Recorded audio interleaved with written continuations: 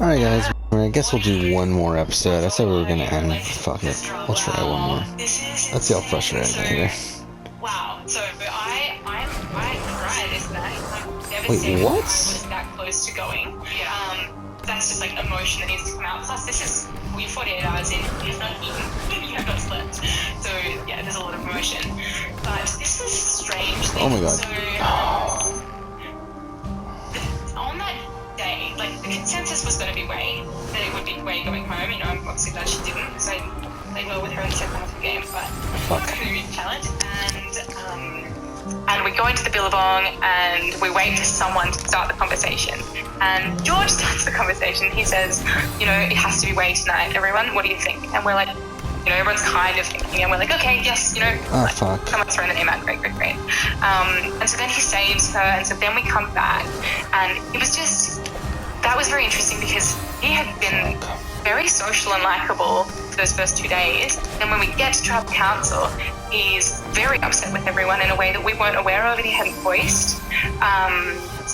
And just saying, you know, it's unfair that everyone is trying to vote based on strength, which I can understand that he's upset by that because he is not very as strong as everyone else. But it's kind of this forced on us based on the theme in a way. No, okay, fuck. I thought I wouldn't be able to get through that. So then when we come back, No. yeah, it's Fuck heated off. because we feel horrible. We're tired, we're hungry, we feel horrible that Phil has gone home because everyone likes Phil. Fuck. And we had to do it. Like the five of us had to put that name down. And the first time we've had to vote someone out, and it's not a nice feeling. To end someone's game when you know that you desperately don't want to be that person and how bad that must feel. And we come back and I don't know, six of them are standing there and George is there and he says, why did you do it? Give me the reason why you did that. And What? it's just Okay. like, to be accosted like that when you just had to do something terrible, I was furious. I was furious at him for making us feel so bad for what we had done. And to force us to explain it all, as if, you know, as if we were bad people for having done it. And so that's how that felt. And then to later find out that, like, when he'd saved all five of them, he'd lined them up and told them why they were all decrepit and weak and broken, and that's why he saved them. And for them to be so furious that was his perception of them. Yeah, the second funniest scene of this season is what I called it on the recap, even though I wasn't in the show. It was unbelievable. Like it was just a big social misstep by George very early in the game, and just put him on such a bad foot to start with. Like, we're lucky as, you know, fans that he gets to go so far in the game because he does some amazing strategic things later. But that early on to create such enemies for no reason was a very odd choice. So had George been like very on the outs before that tribal council? Like, was he explicitly next after Way, or was he just kind of like fitting into the dynamics? No, he was definitely not. Like he wasn't on the outs, but in saying that, like, there was that time before me and Rach had been invited into that, but we were very open to not doing that. Like, there's such a time before that, like, I was very open to the whole Brain 1.0 of working with the other side. So he definitely wasn't the next on the chopping block. That wasn't clear at all. You know, he had snuggled in with those four on that first night, or the second night, and was like, oh no, but must have been the first night, and was snuggling with them, and, you know, it was out of nowhere, really. Had you ever considered going for the 4 early? Because obviously you would have had a majority against 4, because 4 is not the majority of 12, or you were like happy to get rid of Way, go with consensus, and still have numbers if you needed to later on? For the first vote, no, we weren't planning to do that. It's so early. Like, the feeling on the ground that early, it's like anyone but me. Like, you don't know where anything lies. Fucking step on him! Where the fuck is step on him? You're still getting to know everyone. You can't even remember, like, what their names are, what their kids' names are. You can't remember this stuff. And it's just so full on that it's pack mentality. You know, it really is. It's trying to make big strategic moves that early. I think it's quite tough when you don't really understand where the relationships lie yet, because people haven't figured them out. What the fuck was that? Yeah, so you're going to go to the Mitch vote, which is the next time that Brains will vote, but it is a long time later, and you are shown to us as, like, extreme swing votes in this dynamic. No. Even though you get What the fuck? for a winner, Fuck off. and for a swing vote would have been nice. So what's your perspective here? Yeah, okay, so here we have the cool kids, is what I call them. So, like, they're locked in as a vote, and they've got me Fuck, for what the so they make me fuck? roll a 6. And so that's nice, that's always there. But you've got Mitch, who doesn't... So Mitch is kind of pulled... Andrew pulls Mitch into that 6 as a 7. But the other 4 are, like, really upset about that. They don't want Mitch in there. So Fuck. they... try to feed him misinformation. So it's this weird dynamic where those 6 don't want Mitch in there, but Mitch wants to work with me, but Mitch also wants to work with Kara. No. Oh God, I think I'm going to make this really No. complicated God damn it. from my perspective. So I would be interested in swinging away from that big group and going with kind of this misfit group, but they weren't cohesive. No fucking hit the button! What the fuck? Kara was this under the fucking impression game. that she was working with Georgia. Georgia is someone who is, in my opinion, hidden here at the start. I think she's the biggest threat in the Brain 1.0, which might be surprising because we don't see a lot of her on the screen.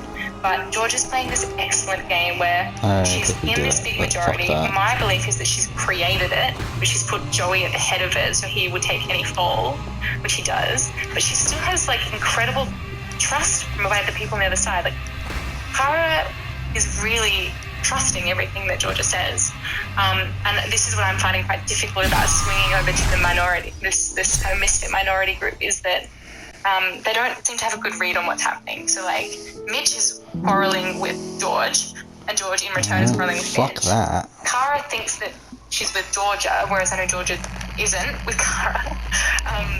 Yeah, like, it's 350 deaths. chaos. Actually, can I see how many deaths I have? Minority All these? side that 350. So that one's less. 2 weeks. So it's 311.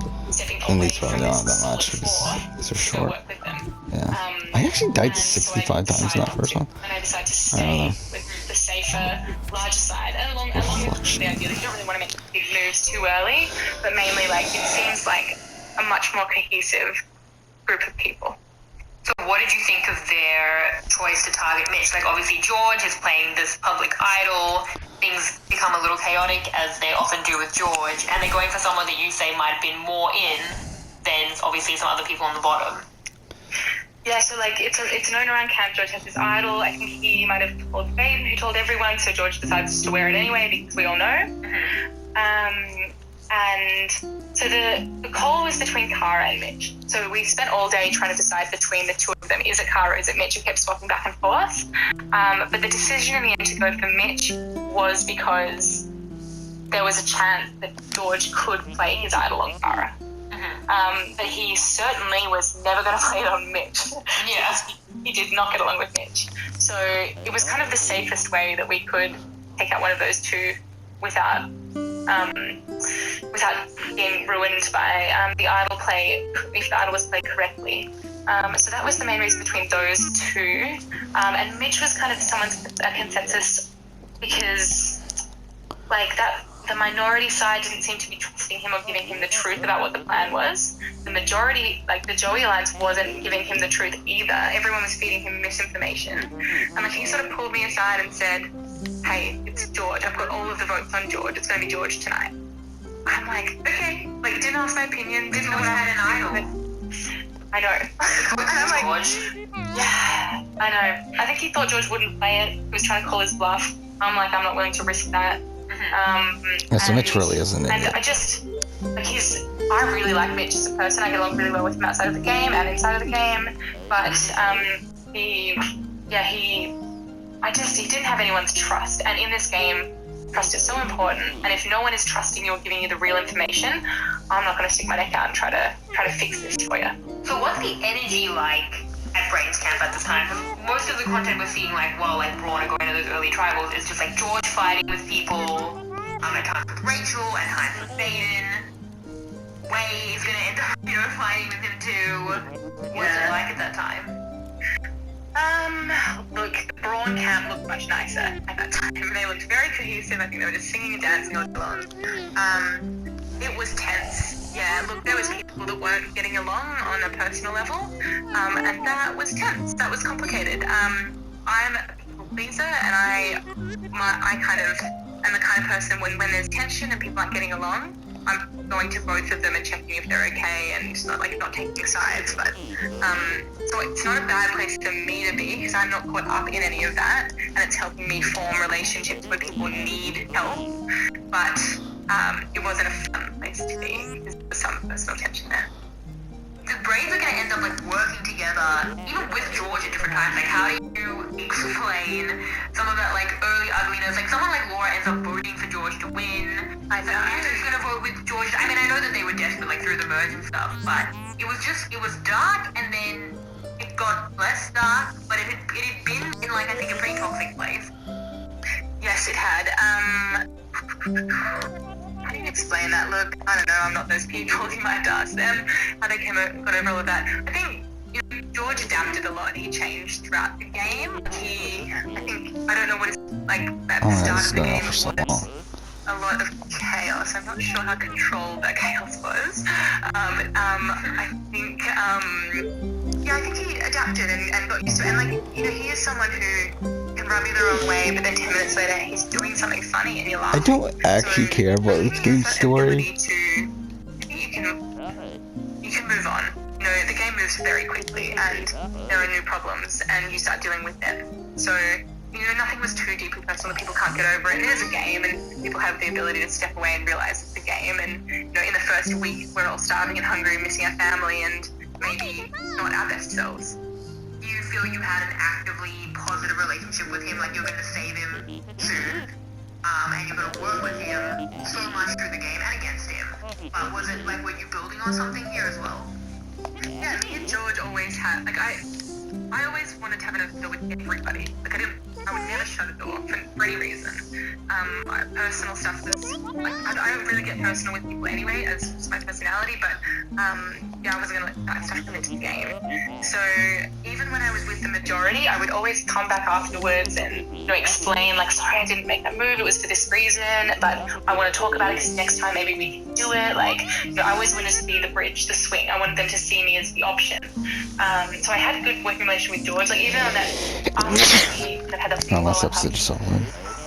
Guys, feel I'm here back with. Oh no, that's two. Well, no, that's the last first episode. advantage that was Well, no, that is the next 2 day he was really episodes low back. and upset. Yeah, it's 2 It was episodes. obviously Sure. I'm next, everyone's upset with me. I just said, George, sometimes the most obvious target is not the person who gets taken out because you can use them as a smokescreen. And I kind of always wanted to give him hope, and someone like Wei as well, that it's not, give someone hope on the bottom, because I also don't like people to walk around feeling hopeless. So just from a personal standpoint, but from a strategic standpoint, you want people to feel like they want to come to you if they want to make a move, and have that trust there. So when you're ready to use it, the reviews for Kenna are out. It's going to happen soon. Before that, it's going to be the vote where Kara self-sacrifices and then gets saved and then comes back, where you're just, continuing to vote with the majority here on that split, which Wei comes into. I just need your thoughts on all of that. I mean, the shock of her self-sacrificing and then she came back, and it was a lot. Yeah, that was so interesting, wasn't it? So I have a little perspective on this. So definitely, I think she had a little bit of It's a bit lower hope that something than could have happened in that episode. I think, I it was self-sacrifice. expected. I guess there's a lot of comparisons to it being like a PS2 game. So I've been spending a lot of time, I don't think I've ever told Georgia this, I'm spending a lot of time trying to get Kara to vote for Georgia because I saw Georgia as the biggest threat.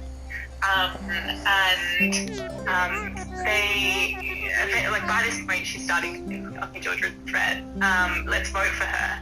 85. Well, it's 85%. There was a Metacritic, chance, not though. a very big one, but a chance that I would vote So that's pretty with good. her. I think, you can kind of look where people are sitting in these tribals, and whoever is sitting in the middle between people tends to be the swing vote, in my opinion. I haven't been told us, I think. And if I had voted for Georgia, yeah. And so I think she was Oh, this is going forever. I literally don't care. then that's amazing. And so I feel like that was an influence on her decision. But also, she made that choice to go home and we were shocked. We were so shocked. It was amazing. I think George would have said this as well. He wore that buff on his head every time he thought he was going to be going home, and that was securely on his head that night. And oh my god! But what an amazing moment to watch from the couch. And what are your thoughts when Playing 9 hours per DM's 41 video got more views than mine.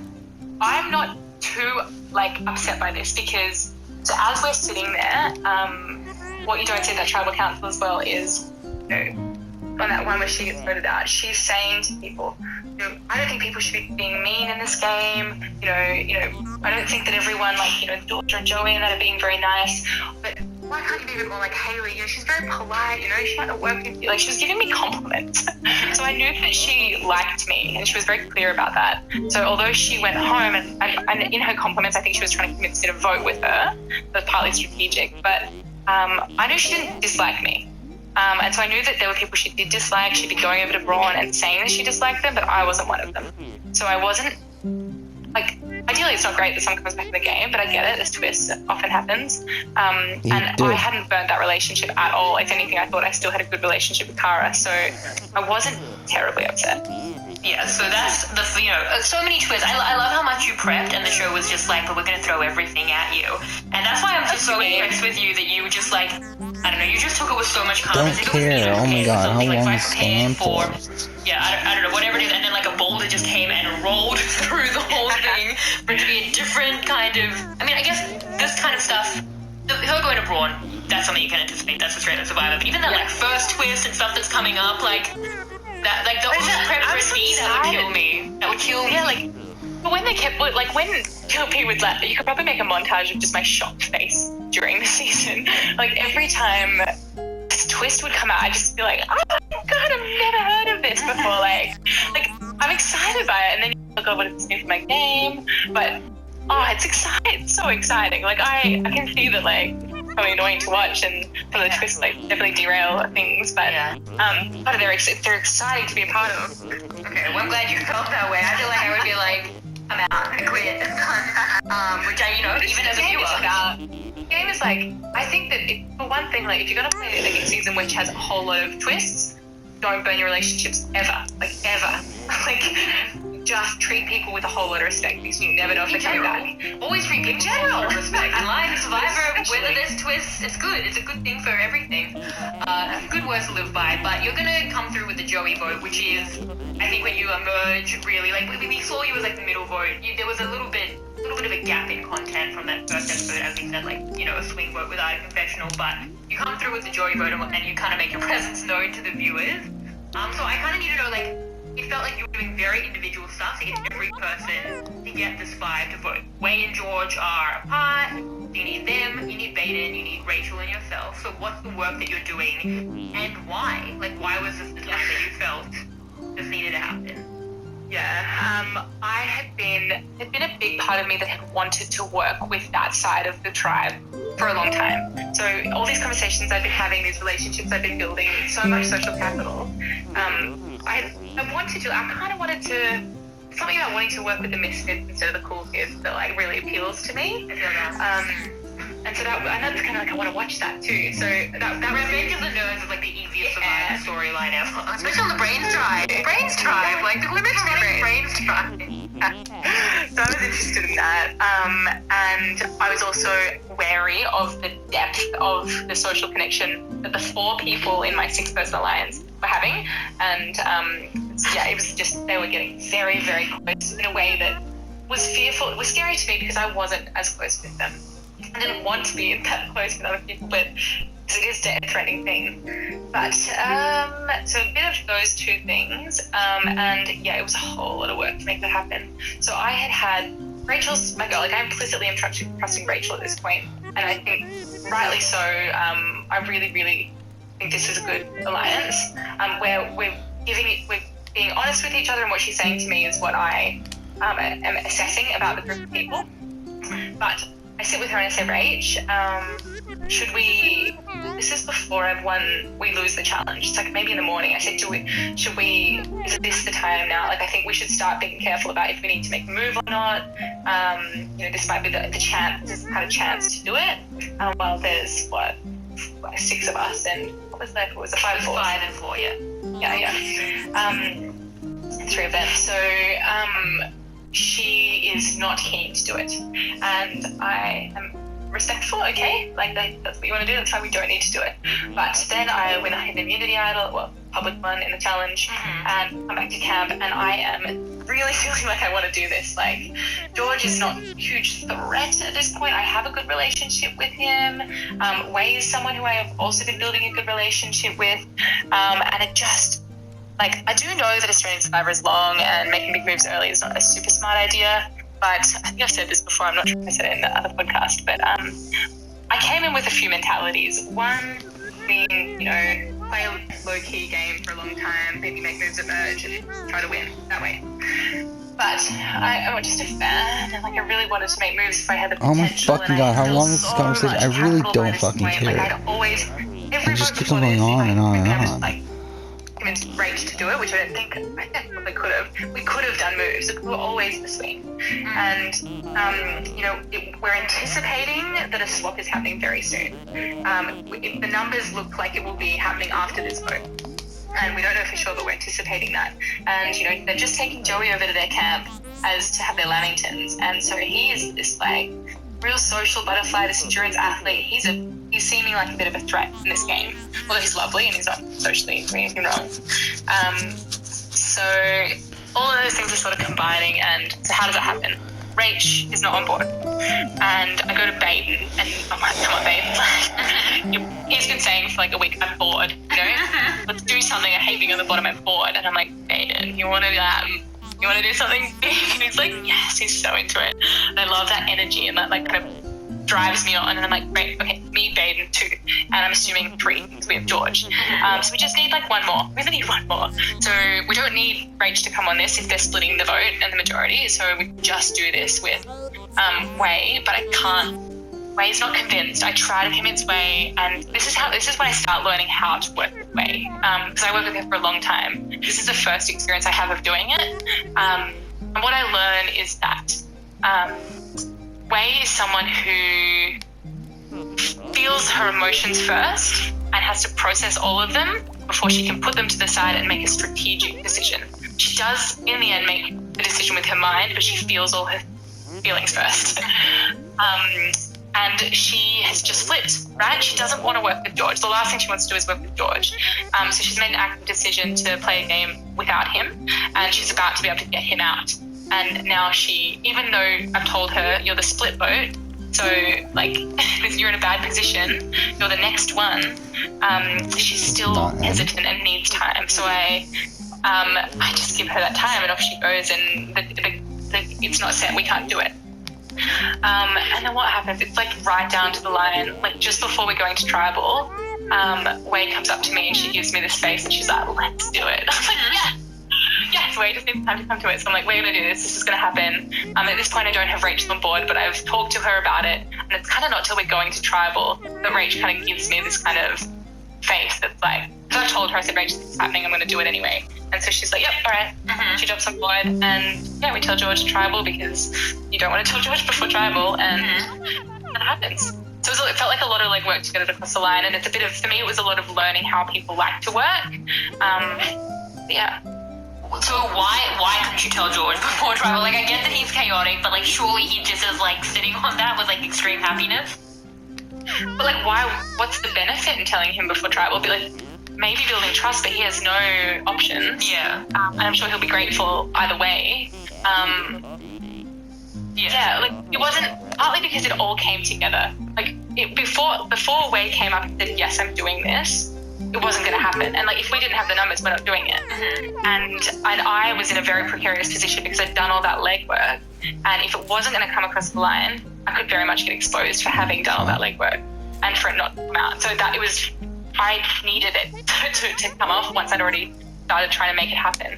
And yeah, like partly, like George was the very last person I would tell if it wasn't going to happen, he's not going to know. And Wei only made her decision just before we went to tribal, so I didn't really have much of a chance to tell him before then anyway. Also, it just looks cool, right? You know? Oh my god, cool. It was so good. It was so fun to like wait until that moment, just try to. Yeah, it's a fun one for sure. And you spoke about, you know, your idea of like making moves later maybe, or like doing the fun thing now, and like something that had happened, as you mentioned, was you get this public idol. That's like the first big public move that you make. You run for it. So what was your thought process there? And then how does it come back to camp? Because no one seems worried that you have the idol. Everyone's happy about that. That's your social capital. Oh my But that's a god. big move to How do long that. was this conversation? It's not like you have a lot of time to think. JLP tells you a second before you start. And my mind is quite focused on what my roles are in this challenge. Because I've been given like the role to do the ropes, like I've been given and the role to run through first Andrew. So I've been given some head roles in this challenge, and I don't think about that idol. He says it. My mind thinks, oh, an idol, and then I just go straight to like, we have to do this challenge. So I run through, I'm the first one to come off onto the mat. Everyone else is coming up, I'm waiting for them. And at the corner of my eye, I see George running to the idol, and at this point, he is the target. And he's quite squarely the target. And you just don't want the target to have an idol. Like, especially George, who spends a lot of time looking for them, who has already had one, who's had an advantage. You don't want him to have another idol. And so my response is a reaction to George. It's not, I want an idol, it's, I don't want George to have an idol. And I just outran him and took it and put it in my pants and came back before anyone knew. Like, half my tribe weren't even on the map by the time I was back. Yeah. And, like, even by the time I walked back to tribal, back to camp, they were like, so what happened with that idol? And I was like, oh, Haley's got it. And they're like, oh, okay. And so my alliance wasn't upset. Like, you know, the Joey alliance didn't care because I'm with them, and I've only demonstrated that I'm with them. And the minor alliance are too afraid going home to be too worried about it. George is spending a lot of time on the riverbank telling me, you're a pawn, you've got to do something, make a move. You know, like trying to get in my ear about it. You're not playing a big enough game. No one's going to remember you unless you make a move. And trying to use that as a way to like entice me to make a move. That's almost how I said it.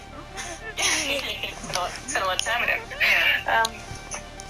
So that was my motivation to get it, and was more of a response to George rather than hey, I want an idol.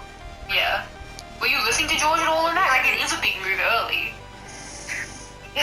Yeah. Look, I think I was saying this before. I had two mentalities coming into this game. You know, one, you know, Survivor, play low in Australia, it's a long game. And two, like, a big piece of advice I was given coming into this game was 23 people are going to lose. Like most people, almost everyone is losing this game. And so don't have regrets. Like, play the game that you want to play, you know? And I had so, like, it would be a worse outcome for me to, and it's a very likely outcome for a lot of people, to do nothing for a really long amount of time and get voted out anyway. You know, that is an outcome that happens often in this game. And I just backed myself. I think I wanted to make the move. I was excited by it. I thought, you know, taking out a big player before I tribe swap, I have social capital with everyone. So I have, and I'm not really seen as a threat. Like, there's this like, people just don't see me as a threat. I don't know if it's the way I carry myself, but like, they didn't really look at me like they should be worried. And a lot of people trusted me. So it does blow up some of that trust. But I just, partly wanted to make the move, partly wanted to take out Joey before tribe spot because he seemed like he was locked in this 4-person alliance that was very strong and was so charismatic, and the other side liked him as well. And that's how I felt. I just wanted to make a move. Well, and also, 50 points. That's how you play big. Might take you out, but, you know, you get on the priority list. Yes, for sure. So I can back that. But you are going to swap. So I need to get your thought process in this time. You have the public idol, you have a new tribe, you have new relationships to make, and you have people you've burned, mainly Andrew, on your new tribe. You've left Rachel with people, but she seemed to really make up with people she had burned. But what are the people she had in the game now about where you're at and what new relationships are you making? You hit the new beach. I'm very relieved I'm going to Braun because I've got a lovely riverbank that they live at the camp. But yes, devastated. It's 5-4. This is the fear of any Survivor player is prep swap because you cannot control it. It's when luck comes in from every twist, but luck starts coming in here where you just can get screwed if you don't pull the right rock. A buff. And we were 5-4 minority. And so my thoughts coming in are, I need to get to know these people, I need to understand the dynamic. where has everyone voted before who doesn't like each other, hoping that there would be, some sort of crack that you could nestle into. And they were relatively forthcoming about how everyone had voted before. They weren't keeping secrets about it. They were saying that Shannon wasn't always voting with Simon. There seemed to be some distance between the two, not in how they got on the beach. They get on with each other, but in their voting history, which I think often is pretty telling. So that seemed good for us. And yeah, my thoughts are not figure out these relationships and where they currently stand with Braun, and unite the brain immediately. We must stick together. We have to stay together. And so I did just a whole lot of groveling to Andrew to explain that I was very sorry and where the threat was, why he was such a threat, and that I would use this idol for anyone, and I wanted us all to stick together. Yeah. So and he was cool with that. I feel like Andrew doing the exit, he feels like he'd be bad about stuff that happens. And you do mention it later, voting him again at the Emmett vote, it built on something with the Joey vote. Look, Andrew wasn't I wouldn't say Andrew was cool with it. He was wary of me, but he didn't have a whole lot of other options. He got on well with Baden, and Baden was, not upset with me. And so I think maybe that triangle was helping me, in which, Baden was getting me back in with Andrew and kind of getting in his ear that let's stick together. So who are you really bonding with of your new Braun tribe mates? On the Braun side of things? Yeah. I'm really getting on with Shannon and Flick a lot in terms of personality. All of them, my gosh. Shannon, Flick, Danny, Simon, Chelsea, they're all... I'm getting along socially with all of them. You just have the best social game. That's what it is. This is Haley, if people can't take anything from this podcast from as advice. The advice is be the most likable person who's physically strong and really, really smart. Guys, that's your assignment if you ever land on a Survivor season. One of the things that I did in preparation, and I listened to, I think I stole this from Nick Iadan's Big Five. I made a list of all the people I know and a range of them, and I just kept having to write things I liked. No, what the fuck? Forcing myself to find things I like about them. Really, I think Nick said ask people what they don't like about you. Yours seems like a positive and external opposite thing. I did that one as well, but I don't think I thought of it. And people were there's nothing, Haley. You were perfect. You'll be perfect for Survivor. You'll probably win. I don't know who I got this from then. It was definitely from another player's advice. But I think that you have to just, I don't know, suck it up. The most likable person. See the positives in people. Find their positives and focus on them. Oh my god. No, maybe, I don't know, maybe it's just, you got it. Exactly, that is what it is, for sure. I got on with them. Can't think of anyone I liked more. Danny, I wasn't sure. Danny I'm a big fan of Danny. As a person at that stage, I was still getting to know her. She's somebody in the show, she puts on this face, this prison guard face, right? But she what you don't see on the show is that she breaks that, and she immediately, she's the biggest soft, lovely human. But you see a lot of the hard side of her on the TV. I can't think of anything specific about that time, except it was just really nice and I was getting along with everyone. Yeah. Boring is that? Sorry. Well, on the other side, things aren't going well for Rachel specifically, and Brains as a concept is kind of eroding. Laura's going to go at the shared tribal that you have. Danny goes, but you're told this by accident.